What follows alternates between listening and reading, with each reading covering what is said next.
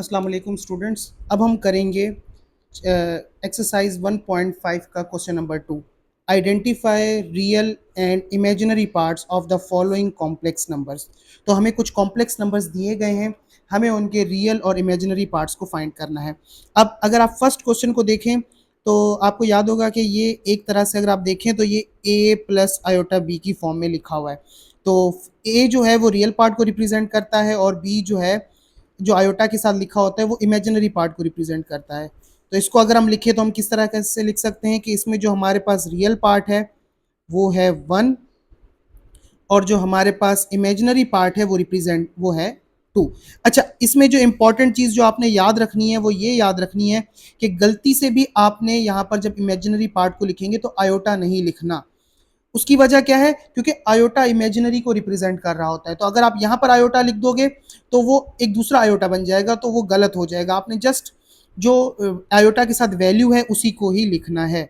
Next question में अगर हम देखें तो अगर हमारा रियल पार्ट देखें, अब यहाँ पर उन्होंने थोड़ा कंफ्यूज करने के लिए इमेजिनरी पहले लिख दिया रियल बाद में, लेकिन हमें पता है कि इमेजिनरी वो होते हैं जिनके साथ आयोटा लिखा होता है। तो लिहाजा यहाँ पे रियल जो है हमारे पास 4 है और इमेजिनरी पार्ट जो है हमारे पास वो है 9। फिर से एक दफ़ा बता दूं कि आई नहीं लिखेंगे, जस्ट 9 रिप्रेजेंट करेंगे। अब यहाँ पर रियल पार्ट हमारे पास अगर हम देखें तो कॉमा से पहले हम वाला जो पार्ट होता है वो रियल होता है और कॉमा के बाद वाला इमेजिनरी। तो यहाँ पर ये आ जाएगा -5 और इमेजिनरी पार्ट जो है हमारे पास वो आ जाएगा 6। सिंपल। अब आ जाते हैं फोर्थ क्वेश्चन की तरफ।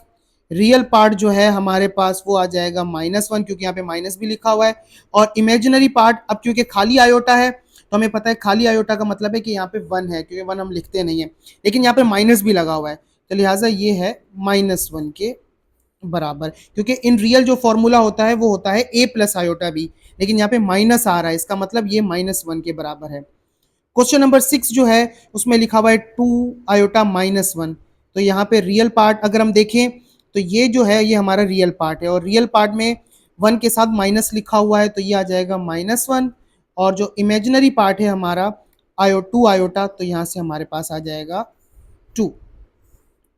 अब हम आ जाते हैं क्वेश्चन नंबर 5 की तरफ। अब क्वेश्चन नंबर 5 में पहले ब्रैकेट्स हैं तो हम उनको सिंप्लीफाई करेंगे, उसके बाद हम फाइंड करेंगे कौन सा रियल है कौन सा इमेजिनरी। तो अगर मैं ब्रैकेट्स को सिंप्लीफाई करूं तो -3/4, अब ये माइनस इस माइनस से मल्टीप्लाई होगा तो +4/5 आयोटा। तो रियल पार्ट यहाँ से जो आएगा वो आएगा -3/4 और इमेजिनरी पार्ट जो हमारे पास आएगा वो आएगा 4/5। तो ये हमारा आंसर आ चुका है। तो उम्मीद है कि आपको ये क्वेश्चन समझ आ गया होगा।